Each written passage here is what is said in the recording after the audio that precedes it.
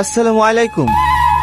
দেখো বাপ, বুড়ি বারবার রাগ করে চলে আসবে আর তুমি এসে শিলি যাবা, এভাবে তো হয় না। বাপ মা হিসেবে আমাদেরও খারাপ লাগে, কষ্ট হয়। সমাজের কথা না হয় বাদই দিলাম। দেখো টনি, কথাটা শুনে খারাপ লাগলেও এটাই সত্যি যে তুমি বেকার ছিলে। তোমার শাশুড়ি তো কোনো মতো রাজি ছিল না, শুধু মেয়ে ভালোবাসে বলে তোমার সঙ্গে বিয়েটা দিছিল। ভেবেছিল শিক্ষিত ছেলে যে কোনো একটা চাকরি করে পাবে, কিন্তু সেরকম তো কিছুই হলো না। চাকরির জন্য তো আমি খাচ্ছি, পরীক্ষা ইন্টারভিউ সবই তো দিছি, কিন্তু ইনকাম তো নাই না। সামান্য কটা ছেলে মেয়েকে পড়ি আর কটা টাকা হয়। তোমাকে রাগও বলেছি, এখনো বলছি, তুমি ঘর জমা হয়ে যাও। আমার বাড়িতে থেকে আমার বাপ সকলে দেখাশোনা করবা। এটা কোনো মতে সম্ভব না। আমি এখানে চলে আসলে আমার মাকে কে দেখবে? যে কোনো বৃদ্ধাশ্রমে রেখে আসবা। কি আবার তোর বলছেন আপনি? আমি বেঁচে থাকতে আমার মা কোনো বৃদ্ধাশ্রমে যাবে না। এত দূর তো তোমার মাকে নিয়ে থাকবা, এখানে কি করতেছো? আমি আমার বউকে নিয়ে যেতে এসেছি। কিসের বউ? কিসের অধিকার দেখাচ্ছ তুমি? যে স্বামী তার বউকে ঠিকঠাক ভাত কাপড় দিতে পারে না, তার স্বামীর কোনো যোগ্যতা নাই। মায়া, সালমার ওই বাড়িতে যাবে না। কেন যাবে না? ও আমার স্ত্রী, ওকে আমার সাথে যেতে হবে। সালমা, সালমা, দেখে কোনো লাভ হবে না। আমি আমার মেয়েকে তোমার হাতে মার খেয়ে কি মরার জন্য পাঠাবো নাকি?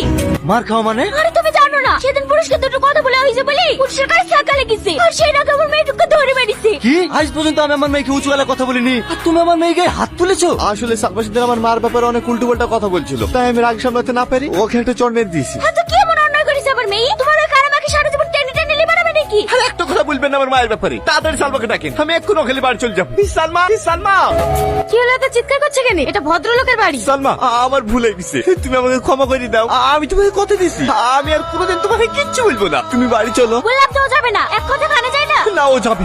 তুমি বাড়ি চলো না সালমা। আমি যে নরক থেকে একবার বেরিয়ে এসেছি, সেই নরক আমি আর জীবনেও ফিরে যাবো না।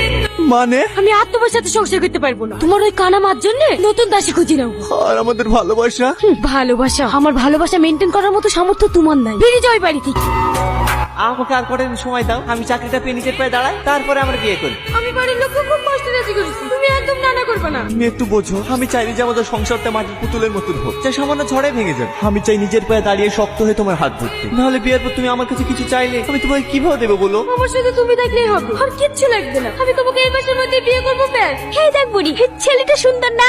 আমি দেখি কি করবো? তোর জন্য ছেলে দেখেছি, তুই দেখবি না? তাকে দেখবে, বল কেমন দেখতে।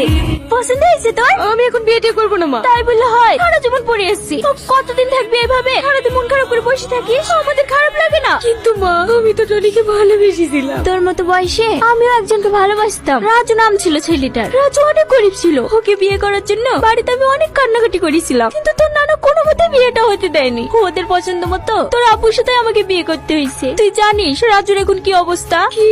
রাজু এখন রিক্সা চালায়। শুনেছি ওর দুটো মেয়ে আছে, টাকার অভাবে মেয়ে দুটো বিয়েও দিতে পারেনি। অনেক কষ্টে দিন কাটে ওদের। আর দেখ, এদিকে আমরা কত সুখে আছি। মা শোন মা, মাঝে মাঝে ভবিষ্যতের কথা ভেবে অনেক কিছু ত্যাগ করতে হয়।